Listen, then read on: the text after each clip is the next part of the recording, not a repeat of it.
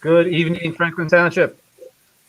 Welcome to the May 19, 2021 edition of the Franklin Reporter and Advocate News Hour. I'm Bill Bowman, the editor and co-publisher of the Franklin Reporter, and then joined by I am PJ Parker, also co-publisher and advertising director of the Franklin Reporter and Advocate, and we welcome you all to this evening's broadcast, which I think you're going to find very helpful and very passionate, because who we have with us tonight are Dr. Alex Karazi, who is the head of the Franklin Township and the Somerset County Interfaith Council, as well as Ram Anbarasan, who is our Franklin Township councilperson. And both of these gentlemen have organized and have in process fundraising for equipment and other things that are needed to help out our neighbors in India during this horrific crisis that they are going through with COVID. So without further ado, since we do have a limited schedule tonight, Dr. Karazi, I understand that you have a foundation in place already. If you would like to tell us a little bit about it and how this has become part of the effort to help out our sisters and brothers in India. Thank you so much, Bill and PJ and Franklin Reporter and Advocate, and good to see you, Ram. This Razi Health Foundation is an organization that I am its president. It has been actually registered in 1985, over 35 years ago. And one of its mission is to help buy medical equipment and at times of disaster, help those in need. And, as the COVID cases increase in India, and we were seeing reports that people were dying because they didn't have oxygen concentrators in hospitals and they were basically suffocating. I reached out to my good friend Ram. I said, look, I have this organization that we have done some good work in the past, and we have been focusing in the last year to help the victims of COVID, both domestically and internationally. And I said, if you want, we can partner together and we can work with other NGOs and raise some funds and to buy some equipment. And of course, knowing him, he jumped on the idea, and we started a newsletter together. We sent it out using our news, mailing, and then we have gotten enough money right now to buy 10 oxygen concentrators, and we have a partner in India, an NGO, who has actually ordered, as I understand, the concentrators, and we just we're waiting for confirmation so we can pay for the 10 that we have raised money. But I hope we will raise more money to buy additional equipment. So that's kind of a little bit of a background, and I can turn it over to Ram. He can tell us about the situation now. And perhaps he has some other latest news from India with regards to the COVID as well. Thank you, Alex. Dr. Karazi. Thank you. Ram. Thanks, PJ and Bill, for quickly organizing this News Hour program. I think Alex explained how this transpired. Actually, it all started 2 weeks ago when I wrote a letter to all the elected officials at the federal level on a Sunday morning, begging for help towards India in terms of everything from therapeutics, vaccines, oxygen supplies, raw materials for producing in India. And lo and behold, on Monday, Biden announced that he's opening the channel, so which is good. But the trouble was, India had on a daily basis, nearly 400,000 people were getting infected, and the hospitals were running out of ICU beds, even regular beds, and ICU units were running out of oxygen supply.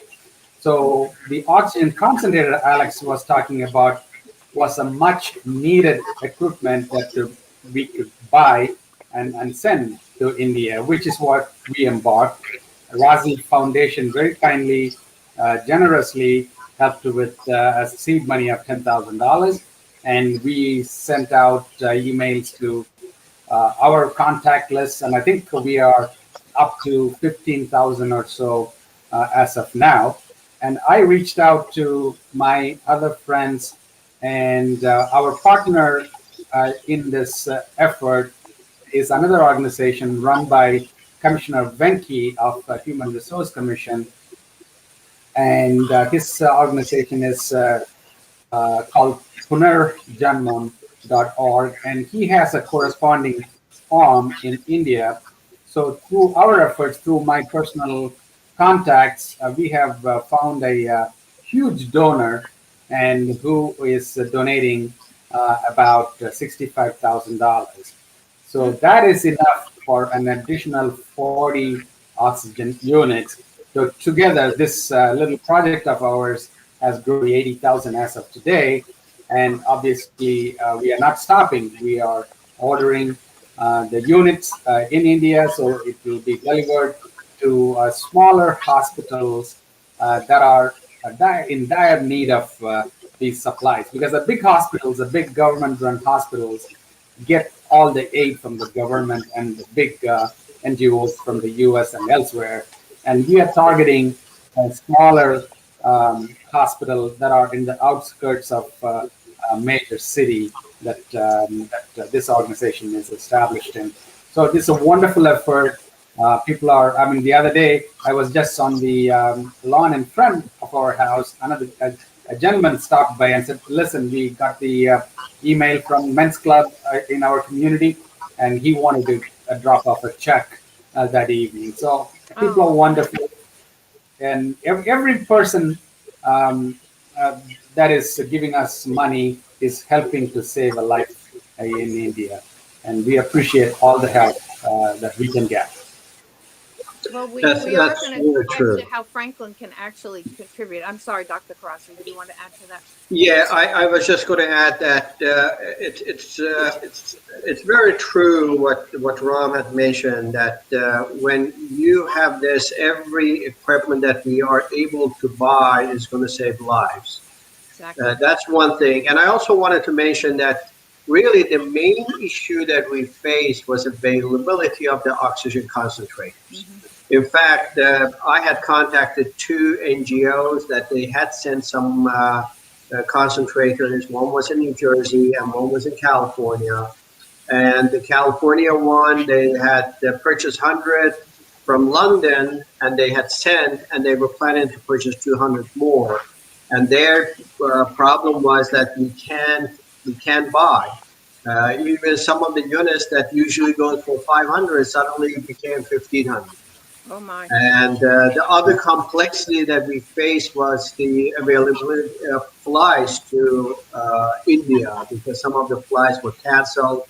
So it was very difficult to even send some equipment. But right now, I think, as Ram mentioned, the important thing is for us to have the funds and purchase as many units as possible and send it as soon as possible, because this, hopefully in the next couple of months or a month, we'll see a steep reduction. But now the time is critical to help the folks in India. Definitely. I had a question about the oxygen concentrator. How many people does each one of these concentrators serve? So as I understand, go ahead. Ron, Yeah, no, go ahead. I was just going to say the one that we are looking to buy are 10 liters and an efficiency of 90%. So as I understand, there is a good possibility that two people at the same time, they can use it.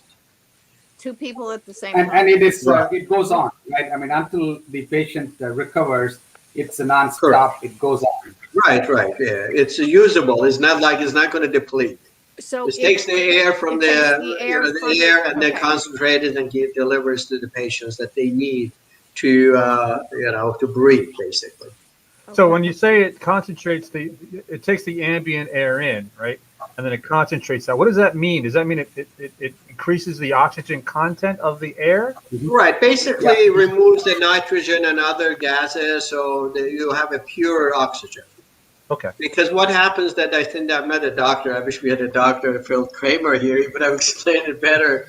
But basically, what happens that your lungs are because of the COVID, they don't function properly, and they need oxygen. And the regular air is not enough to provide the oxygen to body. But when you send a higher concentration of oxygen, Mhm. that basically that little oxygen that their lungs, the functioning part of the lungs, gets it is enough for them to breathe and hopefully recover. Right. Okay. And I just wanted to do a quick little explainer that our two guests are talking a lot about the NGOs. They're using the acronym NGO. That's non-governmental organization. Those are organizations like the Red Cross that are founded by folks that are free of government influence, I guess you'd say. But that Right, and it's a tax deductible too, Bill. Anybody Right. makes a donation, there's a tax deductible. Okay. I'd like to go back again to how many people each one of these serves in a country where we have 400,000 cases. How is it possible to have enough? I mean, you're sending over how many? So PJ, I guess let me just put it that 400,000 are not the ones that they're going to be needing oxygen. Okay. So these, out of those, they're going to be just a certain number, very few percentage that they will be in a critical condition requiring oxygen. Some of them, they may be getting just, a BiPAP units or CPAP, they call it, that helps them a little bit, gives more air to them. Mm-hmm. Not the concentrator, just the air, pushes air to their body, basically. Mm-hmm. So they will be okay and recover to go home. But these are the ones that they need. They go to either ICU or they're at the verge of needing really help, critical help. And that's where these oxygen concentrators play a role. Well, and still, just serving 2 people at a time, there is a tremendous need for funding here. And I know people in Franklin Township want to be able to donate toward this so that we can increase the numbers that actually do go to India. Yes, thank you. And Sure. what does each one of these cost? Based on, go ahead, Ram, go ahead. Yeah, I think the ones that we are looking at is a high capacity, 10-liter capacity, and it can produce up to 93% concentration level, and it can maintain it for the duration of treatment. So it's an industrial grade quality that we are looking at. It is costing for each one of those units. It's costing us approximately $1,500, $1,500 to $1,600 range. Oh. So we can, yeah. So is there any estimation of how many they need? It's a good question. As many as we can send, India can use them because many people have died, lack of oxygen, and hospitals have no way of getting them. India is definitely, the government has stepped up the production capacity, the oxygen cylinders, wherever the hospitals are fitted with the centralized oxygen respirators, the oxygen cylinders that are produced industrially for industrial use are being diverted to hospitals. So they are covered. But hospitals that do not have the centralized oxygen supply cannot use those oxygen cylinders. Their only option is these concentrators. So there are hundreds of thousands of them throughout, and we have numbers how many we'll need. I think we need to the people needing oxygen supply every day is about 106,000 Wow. a day, and each person on an average requires 5 to 6 days of oxygen in order to raise the oxygen level in their body.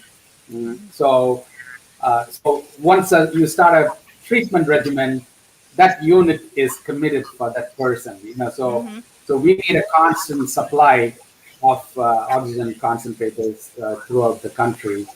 Um, it's as many as we can get. I mean, every day I hear news, 100 units are getting there, 1,000 units are some of the NGO is sending.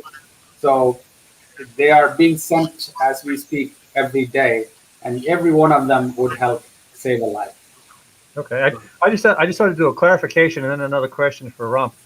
These are not ventilators we're talking about, right? These are not the machines that we see on the news programs with the tubes stuck down the people's throats, right?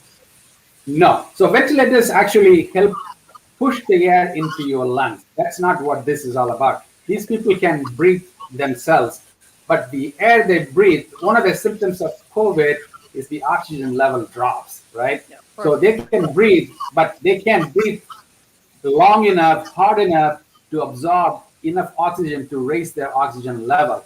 So these machines supply the oxygen and they breathe the oxygen on their own. Gotcha. Okay. Now, you guys were with us a couple of weeks ago, I guess it was, when we had some more folks on board, including a doctor from India and a person and an organization in India who were nice enough to get up at 4 o'clock in the morning their time to talk to us about the situation over there. Ram, can you give us an update? How are things there now? Yeah, so if you must know, yesterday was the worst death toll of the second wave of this pandemic. About 4,400 people died. We expect that to continue for another 2 weeks because most of the country is under complete lockdown for 2 weeks. But the infected people previously are going to be suffering the consequences. So you are going to see deaths at that level for a few more days until we would see them coming down, because at least the spread would stop at this point. So no new infections you are going to see. But I'm afraid that 4,000 per day death rate we are going to see for a few more days, unfortunately. So we're not seeing the And 400. Ram, I've heard also that these figures may not be the actual figures. The number of those that they are dying may be even higher than what is reported. Is that You are absolutely your right. understanding also? Yes. There are several factors that go into this reporting. So the good estimate is at least double, but it could be as worse as 4 to 5 times that number. Wow. And it is going to be much more, because what happens is the moment you are diagnosed in India, you are not allowed to stay quarantine yourself. You must go to these COVID isolation centers. So people do not. Yes. So people are forced to go there until they are symptoms. They're free of symptoms. So a lot of people are not getting tested when they have symptoms, because they know the moment they get the test, they got to go to the isolation test if positive. So first of all, so that is creating the false count. And secondly, lots of them are going to die. So they're not going to be classified as COVID deaths because they were never reported in the first place. Gotcha. And third, hospitals are not going to be very swift in a real-time basis reporting the deaths as they happen. So there may be a delay, there may be omissions. So the numbers, I could say that at least double it, but it could be as high as 4 to 5 times. Are they still seeing 400,000 new cases a day? Are they still at that level? Wow. Well, yeah, I think it is the growth, the rate of growth has stopped. So we are still not 400,000, but slightly less than 400, 370, 380,000 range is what we have seen the last few days, which is good, which is a good sign because it's not increasing, but it's not a good situation because that's a lot of people. A lot of people, yeah. And almost 10% of them have become fatalities on a daily basis. All right. On the daily basis, yes. Yeah, and sometimes you think that India is too far, but actually, if you really talk to our Indian friends, many of them have family members that they have COVID, and some of them they have lost a family member. So Even though it seems far, but it's really not far. It's Right. right around the corner. Impact is around the corner. So, Alex, if people There's- want to donate to your foundation, they just go to RozziFoundation.org? Right. They go there and they can just pay by credit card, PayPal, or they can send check. And we are tracking the donation for this effort. And one thing that I would mention is that this foundation that I am its president, we don't have overhead, meaning that every penny that is donated is going to be going towards the purchase of equipment and will be sent to India to help the COVID victims. Right, and at the rate that you were talking about, if each one of these concentrators serves just 2 people, if there are estimated approximately 100,000 people who are in the critical need factor, we need at least 50,000 of these oxygenators at $1,500 a piece. That is a huge chunk, Franklin. We need any pennies, dollars that you can donate to this cause, because you also need to remember that when India had gone through their first phase and they had recovered, they were one of the first countries to send aid and supplies to our country. It is time for us to be neighbors to our sister country. Yes. And keeping that in mind, that's a lot of change for an oxygenator that can be saving lives. That's $75 million. That's a lot of cash. Right. And again, remember that one thing, that we are, of course, we're not expecting to raise 75 million. And we recognize that there are a lot of other organizations and people around the world that they're helping. But the important thing is that when it comes to, help to these kind of activities, it is just good thing to do. It's, for humanitarian help, this is one of the best things you can do. $100, $200 may not mean much to you, but having and saving one life, it means a lot to a family. Because Absolutely. if a father dies, you have the family, the whole family, the kids and the wife and the mothers and fathers going to be impacted. So that's how you need to look into this. Not just say, I'm not just, my money is not going to do anything. Believe me, it does do something. It will help people, save lives and save families. And so who knows, we may have one of those people that you're going to save. They may end up being an amazing person and helping the world in a bigger way. So Right. Exactly. Well, the next I know, time, Ram, you wanted to say something about that. Yeah, I no, know you have family in India. Yes. Yeah. So, I mean, I have personally, I can say that every Indian that I know has been impacted through the distant relative or friend. Just this morning, my wife lost one of her cousins who flew from Middle East to her hometown to be with her mom for her first pregnancy delivery. After 10 years, this lady became pregnant and she flew to India and she caught COVID and she passed away this morning. It's a horrible, horrible news that we received. Oh, So things like this, when they happen, it just, you always think such bad news happens to somebody else, right? It's just a news item that you read in the paper.